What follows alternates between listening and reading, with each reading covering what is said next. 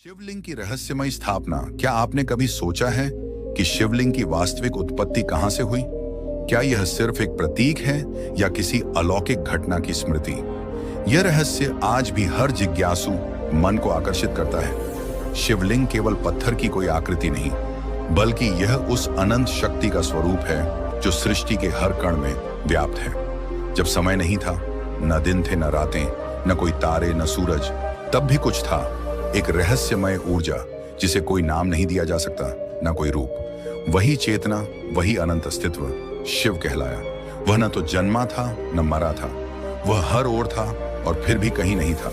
सनातन ग्रंथों के अनुसार शिव न तो केवल पूजनीय देव हैं और न ही किसी विशेष जाति या युग के परिचायक। वे स्वयं काल के पार हैं और उन्हीं के पहले दर्शन का प्रतीक बना शिवलिंग। लेकिन प्रश्न यह उठता है, वह पहला शिवलिंग कब और कैसे प्रकट हुआ?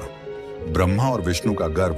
पुरातन काल में एक क्षण ऐसा आया जब सृष्टिकर्ता ब्रह्मा और पालनकर्ता विष्णु के बीच श्रेष्ठता को लेकर मतभेद उत्पन्न हो गया। ब्रह्मा मानते थे कि उन्होंने संसार की रचना की है, अतः वे सर्वोच्च हैं। विष्णु, जो जीवन को स्थिर और सुरक्षित रखते थे, स्वयं को अधिक महत्वपूर्ण समझते थे।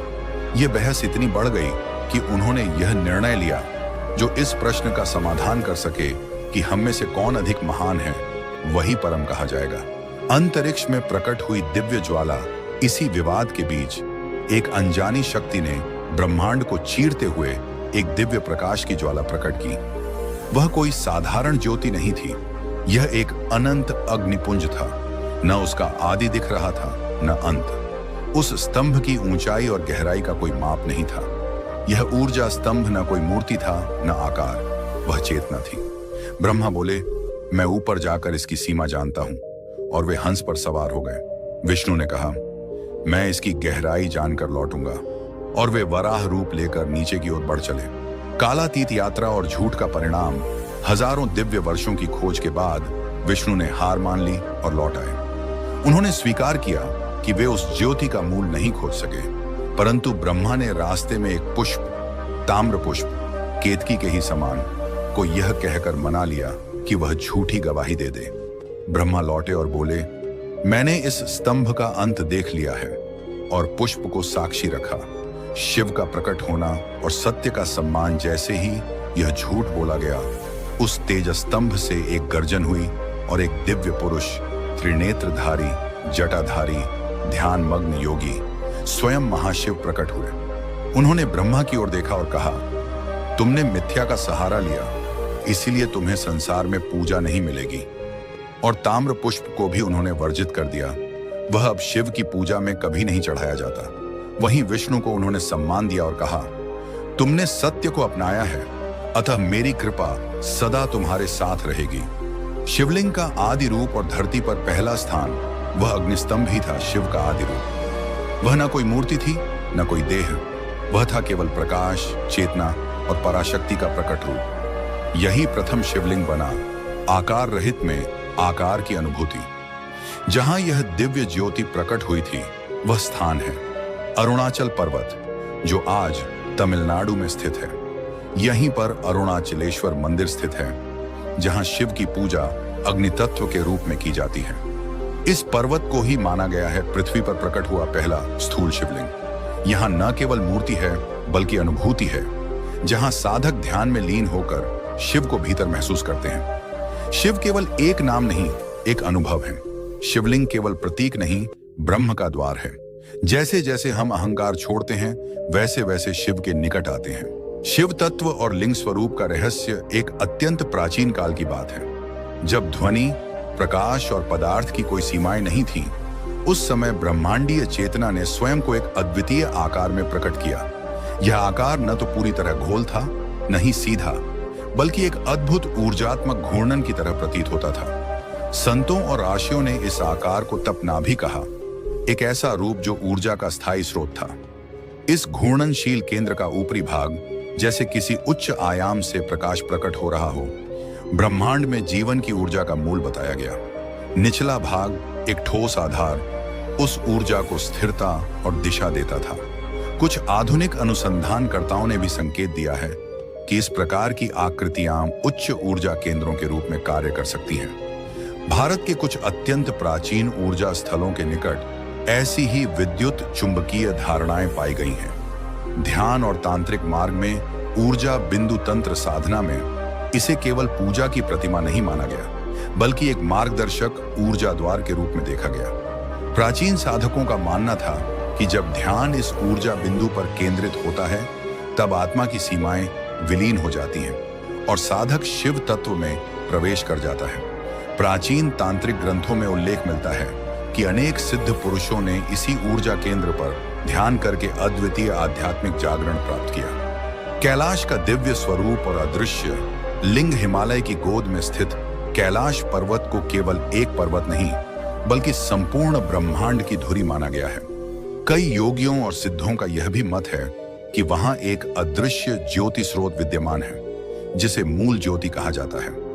कहा जाता है कि एक दुर्लभ ध्यानावस्था में साधक को कैलाश की एक गुप्त गुफा में स्फटिक से बनी एक दिव्य ऊर्जा ज्योति दिखाई देती है, जो किसी भी कृत्रिम प्रकाश से अधिक प्रखर होती है। तिब्बती बौद्ध साधना पद्धति में भी कैलाश को आकाशीय केंद्र कहा गया है, जहां आत्मा स्वयं को शून्य और अनंत के बीच देखती है। ऊर्जा की जड़ और ज्योति का उद्गम, यह ऊर्जा स्वरूप कोई मूर्तिकला नहीं, बल्कि चेतना का एक जीवंत रूप है। यह वही दिव्य स्तंभ है जो उस समय प्रकट हुआ था जब ब्रह्मा और विष्णु अपने श्रेष्ठता को लेकर वाद विवाद कर रहे थे। उस क्षण एक तेजोमय प्रकाश पुंज आकाश से उतरा। न उसका कोई प्रारंभ था, न कोई अंत। ब्रह्मा उसकी ऊंचाई न नाप सके, विष्णु उसकी गहराई तक न पहुंच सके। यह तेजस्वी स्तंभ ना तो सीमित है, ना ही किसी आकार में बंधा। यह केवल ऊर्जा है, चेतना है, शिव का अनुभव है। श्रद्धा की दृष्टि और समर्पण का रहस्य शिव को देखने के लिए आंखों की नहीं, अंतर्दृष्टि की आवश्यकता होती है। इस ऊर्जा रूप को समझने के लिए ज्ञान नहीं, पूर्ण समर्पण चाहिए। यही कारण है कि संसार के हर कोने में जहां भी शिव की उपस्थिति मानी जाती है, वहां एक ऊर्जा केंद्र भी सक्रिय होता है। शिव का विस्तार और दिव्यता का प्रसार भगवान शिव को किसी एक स्थान या आकार में सीमित नहीं किया जा सकता। वे सप्त द्वीपों, पंच तत्वों और त्रिकाल में व्याप्त हैं। पुरातन ग्रंथों के अनुसार सृष्टि के आरंभ में शिव ने ब्रह्मा और विष्णु की प्रार्थना पर अनेक रूपों में अवतरण किया था। इन दिव्य अवतारों में कुछ विशेष रूप धरती पर ऊर्जा स्वरूप प्रकट हुए, जिन्हें आज हम ज्योतिधाम के नाम से जानते हैं। हर एक ज्योतिर्लिंग कोई साधारण स्थल नहीं था, बल्कि एक ऐसी ऊर्जा नाभि थी जहां ब्रह्मांडीय चेतना पृथ्वी के माध्यम से प्रवाहित होती थी। 12 ज्योतिर्लिंगों का आरंभ इन दिव्य स्थलों में सबसे पहला ऊर्जा धाम, वह स्थान था जहां चंद्रदेव ने अपनी दुर्बलता और रोग से मुक्ति पाने के लिए गहन तप किया। उनकी तपस्या से प्रसन्न होकर शिव ने वहां अपनी उपस्थिति दी और एक दिव्य ऊर्जा केंद्र वहां प्रकट हुआ। आज उसे पश्चिमी भारत के तटीय क्षेत्र में एक पवित्र स्थल के रूप में जाना जाता है, पर उसका मूल केवल भूमि पर नहीं, ऊर्जा में है। शिव की अमर ज्वाला, 12 अग्निबिंदुओं की रहस्यमयी कथा। कल्पना कीजिए भारत की उस धड़कती रेखा की, जहां ब्रह्मांडीय ऊर्जा धरती से टकराकर अग्निबिंदुओं में बदल जाती है। ये स्थान कोई साधारण तीर्थ नहीं, बल्कि चेतना के जीवित स्तंभ हैं, जिन्हें हम ज्योतिर्लिंग के नाम से जानते हैं। ये श्रीशैल, आंध्र प्रदेश नीले पर्वतों के मध्य एक ऐसा स्थल जहां शिव और शक्ति दोनों एक साथ निवास करते हैं। यही कारण है कि इसे दक्षिण का तपोवन कहा जाता है। यहाँ की चुप्पी भी मंत्रों सी प्रतीत होती है। 2 महाकाल वन, उज्जैन, मध्य प्रदेश। यहाँ समय स्वयं रुक जाता है। महाकाल जो मृत्यु के देव नहीं, बल्कि समय के स्वामी हैं। तीनों काल, अतीत, वर्तमान और भविष्य, इनके चरणों में नतमस्तक हैं। 3 स्वरध्वनि लिंग, ओंकार पर्व नर्मदा की गोद में बसा एक दिव्य द्वीप, जहां ओंकार की अनुगूंज आज भी गूंजती है। ऐसा कहा जाता है यह लिंग ब्रह्मांड की पहली ध्वनि का रूपांतरण है। 4 हिम शिखर, केदारखंड, हिमालय के वक्षस्थल में छिपा एक रहस्यमय केंद्र, जहां शिव योग में लीन है और अग्नित तांत्रिक शक्तियां रक्षित हैं। यहाँ हर बर्फ का कण एक मंत्र जैसा है। 5 त्रिपुर भंजक भूमि, भीमा शक्ति, महाराष्ट्र के घने जंगलों में एक स्थान जहां शिव ने असुर त्रिपुरासुर का अंत कर ब्रह्मांड का संतुलन वापस लाया। यहाँ क्रोध भी शुद्धिकरण बन जाता है। 6 अविनाशी नगर, काशी धाम, ये कोई साधारण शहर नहीं, ये तो स्वयं शिव की चेतना है। यहाँ जन्म और मृत्यु दोनों पिघल जाते हैं। कहा जाता है काशी कभी नष्ट नहीं होती, ये कालातीत है। 7 त्रिनेत्र पीठ, त्र्यंबक पर्वत, जहां 3 शक्तियां एकत्र होती हैं, सृष्टि ब्रह्मा, पालन विष्णु और संहार शिव। इस लिंग में त्रिदेवों की गूढ़ एकता प्रत्यक्ष है। 8 वैद्य भूमि, आरोग्येश्वर धाम, झारखंड की सीमाओं पर बसा वह स्थल जहां शिव ने रावण को वरदान देने हेतु अपनी चेतना का अंश प्रवाहित किया। यहां शिव रोगों के नाशक नहीं, जीवन के संरक्षक है। 9 दारुक विनाशक, नागेश क्षेत्र, गुजरात में स्थित एक शक्तिपीठ जहां शिव ने दुष्ट दारुक का अंत किया था। यह स्थान बुराइयों के शमन और आंतरिक शुद्धि का केंद्र माना जाता है। 10 रामेश्वर सेतु, तमिलनाडु के सागर किनारे, जहां राम ने समुद्र के किनारे शिवलिंग की स्थापना की। यहां सागर की लहरें भी AUM नमः शिवाय का जप करती हैं। 11 करुणालय, कृष्ण तीर्थ, यह अंतिम ज्योतिर्लिंग, जहां शिव का स्वरूप सबसे अधिक कोमल और दयालु है। यहां केवल शक्ति नहीं, करुणा की अनुभूति होती है। शिवत्व का रहस्य एक ब्रह्मांडीय केंद्र। एक प्राचीन ग्रंथ में उल्लेख है कि जब सृष्टि के आरंभ और अंत पर विवाद हुआ तो एक अज्ञात ज्योतिपुंज आकाश में प्रकट हुआ, जिसका कोई ओर था न छोर। यही स्वरूप आगे चलकर लिंग बिंदु कहा गया, जिसका वास्तविक अर्थ है वह धुरी, जहां समस्त अस्तित्व विलीन हो जाता है। लिंग बिंदु कोई साधारण प्रतीक नहीं है, यह वह अदृश्य धागा है जिससे समूचा ब्रह्मांड बंधा है। यह जानना चौंकाने वाला है कि केवल भारत में ही नहीं, बल्कि Indonesia, Thailand, Sri Lanka, Nepal, Cambodia जैसे देशों में भी इसकी उपासना की परंपरा रही है। अंकोर वाट, जो अब कंबोडिया में स्थित है, वहां आज भी एक विशाल लिंग बिंदु स्वरूप उपस्थित है। यह प्रमाण है कि शिव चेतना एक भूगोल नहीं, एक वैश्विक ऊर्जा है। आधुनिक विज्ञान भी अब इस रहस्य से अनजान नहीं रहा। कई प्रयोगशालाओं में ऊर्जा प्रवाह को मापते समय यह पाया गया कि बेलनाकार संरचना, जैसे कि लिंग बिंदु, गुरुत्वाकर्षण और चुंबकीय शक्ति को आकर्षित करती है। विशेषकर जब उस पर जल, दूध या धात्विक पदार्थ अर्पित किए जाते हैं तो एक सूक्ष्म कंपन उत्पन्न होता है, जो ध्यान केंद्रित करने वाले मस्तिष्क को गहराई में ले जाता है। वास्तव में यह रूप एक ब्रह्मांडीय प्रतिरूप है। ऊपरी गोल सिरा दर्शाता है अपरिमित आकाश, बीच का भाग घूर्णनशील ऊर्जा और नीचे की वेदी आधार स्तंभ। यही मॉडल हमें आकाश गंगाओं के बीच बने ब्लैक होल्स और सिंगुलैरिटी की याद दिलाता है, जहां समय, स्थान और पदार्थ एक बिंदु में विलीन हो जाते हैं। सिर्फ बाहरी स्वरूप नहीं, इसका आंतरिक प्रभाव भी उतना ही रहस्यमय है। योगियों की मान्यता है कि लिंग बिंदु के समक्ष साधना करने से भीतर की सूक्ष्म ऊर्जा जागृत होती है। तमिल योगी विरामनाथ ने कहा था, उस ज्योति को एकटक देखने से भीतर का अंधकार जलने लगता है। महासाधक त्र्यंबकेश्वर नाथ ने हिमालय की कंदराओं में शिव दर्शन करते हुए अनुभव किया कि उस प्रकाश से शरीर में एक दिव्य तरंग दौड़ गई। सिद्धगण मानते हैं कि यही वह बिंदु है जहां साधक अपने अहंकार को छोड़कर परम शक्ति से जुड़ता है। तांत्रिक पद्धति में इसे नाभिकोण कहा गया है, जहां साधक अपना पूरा चेतन बिंदु केंद्रित करता है और यहीं से कुंडलिनी जागरण आरंभ होता है। वर्षों की साधना के बाद जब यह शक्ति सहस्रार में पहुंचती है, तब साधक समय की सीमाओं को पार कर सकता है। ऐसी भी मान्यता है कि कालातीत दृष्टि, जिसमें तीनों कालों भूत, भविष्य, वर्तमान को एक साथ देखने की शक्ति होती है, इसी प्रतीक की साधना से संभव होती है। ऋषि वागीश्वर ने कहा था, जहां चेतना सिरे पर जाकर मौन हो जाए वहीं परम है। आज भी हिमालय, मानसरोवर और तिब्बती पठारों में ऐसे कई स्थान हैं जहां अदृश्य लिंग बिंदु की उपस्थिति मानी जाती है। ये प्रतीक केवल उन्हीं को दिखते हैं जिनकी साधना ब्रह्मांडीय तरंगों से जुड़ चुकी होती है। कई योगियों का यह भी मानना है कि कैलाश पर्वत के भीतर एक अदृश्य गुफा में शुद्ध प्रकाश लिंग स्थित है, जिसे उन्होंने नील ज्योति बिंदु कहा। वह न तो ठोस है, न तरल, न गैस, बल्कि एक ऊर्जा की पराकाष्ठा है। उसके निकट जाते ही साधक का मन निष्क्रिय और शरीर हल्का हो जाता है। यह कोई कल्पना नहीं, बल्कि सतयुग से चली आ रही वह परंपरा है जो शिव को एक चेतन ऊर्जा स्रोत के रूप में देखती है, न कि केवल एक देवता के रूप में। अनुभूति से परे शिव का प्रतीक ऊर्जा, चेतना और रहस्य का स्रोत। कल्पना कीजिए, एक ऐसी हिमालयी झील जिसके नीले शांत जल में चंद्रमा की रोशनी प्रतिबिंबित हो रही हो। यह कोई साधारण जलाशय नहीं, बल्कि दिव्यता की छाया है।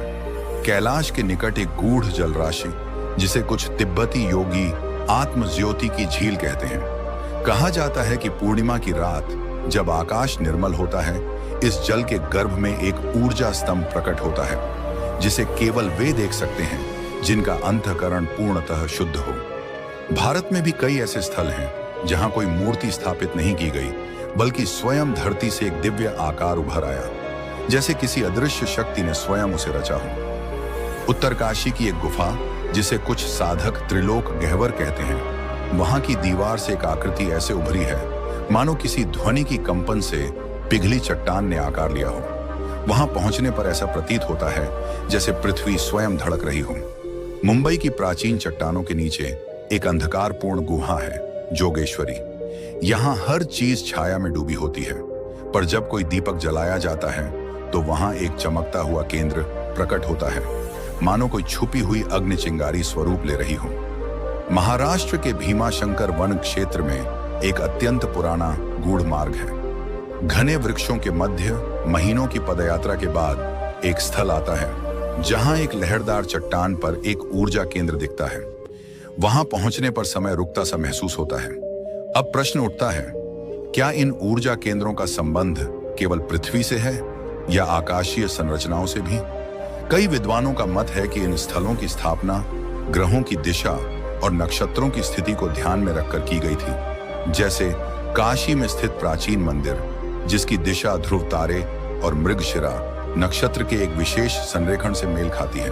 केदारनाथ और अन्य दिव्य स्थलों में तापमान, ध्वनि और ऊर्जा कंपन सब कुछ आम अनुभवों से परे प्रतीत होता है। प्राचीन ग्रंथों में यह भी वर्णन आता है कि एक युग ऐसा भी आएगा जब ये केंद्र बाह्य रूप में दृष्टिगोचर नहीं होंगे। तब मूर्तियां नहीं होंगी, केवल ध्यान और अनुभूति ही सत्य होगा। उन दिनों जो भीतर से जागृत होंगे वही इस अदृश्य शक्ति को अनुभव कर सकेंगे। तो क्या यह प्रतीक केवल एक आकार है?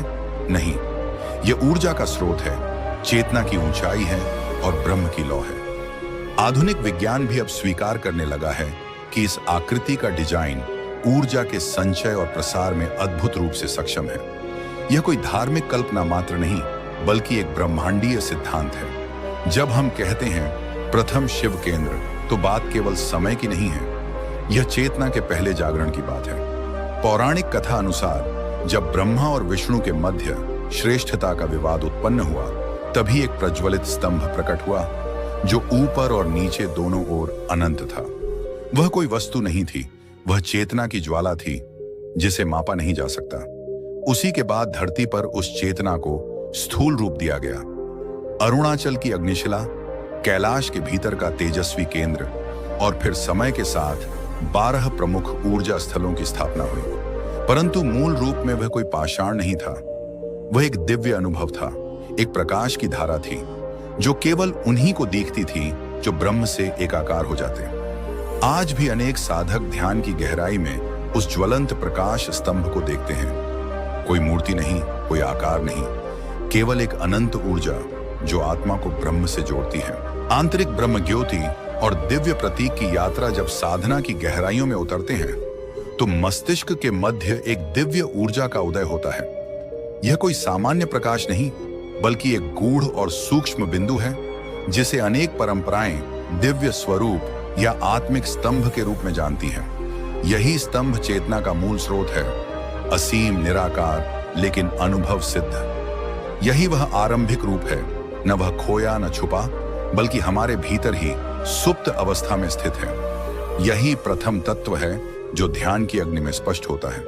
इतिहास गवाह है कि भारत भूमि पर अनेक स्थानों पर ऐसे चमत्कारिक स्वरूप प्रकट हुए जिन्हें न किसी कारीगर ने गढ़ा, न किसी ने प्रतिष्ठित किया, वे बस हो गए। प्रथम उदाहरण, बर्फीला रहस्य। उत्तर दिशा की ऊंचाइयों में स्थित एक गुफा में हर वर्ष ठंडी ऋतु में एक बर्फ का आकार अपने आप बनता है। यह आकार कोई मूर्ति नहीं, यह प्रकृति और चेतना का मिलन है।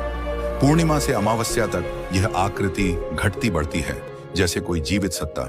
विज्ञान आज भी इसकी प्रक्रिया को पूरी तरह नहीं समझ पाया। दूसरा स्थल हिम की कोख से जागृत ऊर्जा उत्तराखंड के एक प्राचीन क्षेत्र में। ऐसा कहा जाता है कि पर्वत की चट्टानों को चीरकर एक ऊर्जा स्तंभ स्वयं प्रकट हुआ।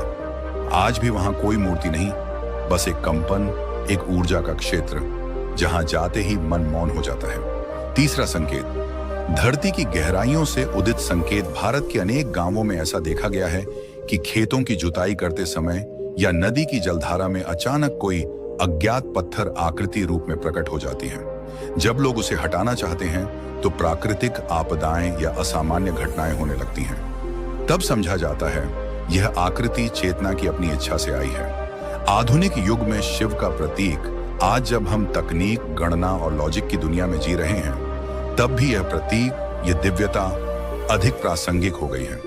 यह केवल अतीत की वस्तु नहीं, बल्कि मन के संतुलन और ध्यान का एक केंद्र है। मानसिक शांति का स्रोत। जब भी कोई ध्यानस्थ होकर इस प्रतीक के समक्ष बैठता है तो विचार रुक जाते हैं। यह एक ऐसा द्वार है जिससे भीतर प्रवेश संभव है। ऊर्जा संतुलन में इसका प्रयोग आज वास्तुशास्त्र में इसे ऊर्जा संतुलन के लिए एक जियो रेजोनेंस पॉइंट के रूप में देखा जा रहा है, जहां यह वातावरण की नकारात्मकता को सोखकर संतुलन उत्पन्न करता है। ब्रह्मांडीय शोध और वैज्ञानिक दृष्टिकोण, कई वैज्ञानिक अब इसे उस सिंगुलैरिटी बिंदु के रूप में देखने लगे हैं जिससे समस्त ब्रह्मांड का प्रस्फुटन हुआ था। यह प्रतीक अब एक आध्यात्मिक विचार से बढ़कर एक ब्रह्मांडीय रहस्य बनता जा रहा है। यह केवल प्रतीक नहीं, अनुभव है। यह आकृति केवल किसी देवी देवता का चिन्ह नहीं, बल्कि चेतना की उस गहराई का बोध है जो हर मनुष्य में है। वह अस्तित्व के हर कण में है, वह आकार में भी है और शून्य में भी। यह द्वार है और मंजिल भी। यह प्रतीक स्मरण कराता है कि हम केवल मांसपेशियों का ढांचा नहीं है, बल्कि एक प्रवाहित होती चेतना है, और वही चेतना, वही कंपन ही उस दिव्यता का मूल है। प्रथम ज्योति, ब्रह्म की पहली ध्वनि, पहला दिव्य बिंदु। कोई ऐतिहासिक मूर्ति नहीं, वह एक तरंग है, एक स्पंदन, एक ध्वनि जो हर अस्तित्व की गहराई में है, जिसे अनुभव किया जा सकता है, देखा नहीं। जहां प्रेम है वहां वही है। एक बार एक आशीष से महादेव ने कहा था, ना मैं स्वर्ग में रहता हूं, ना किसी योगी के ध्यान में, मैं वहीं रहता हूं जहां कोई श्रद्धा से मुझे स्मरण करता है। जहां प्रेम है वहां मैं हूं, और यही वह स्थान है जहां दिव्यता का प्राकट्य होता है, भीतर, हृदय में, मौन में। और हाँ, हमारी इस रहस्यमय दुनिया को सब्सक्राइब जरूर करना और हर हर महादेव जरूर लिखना।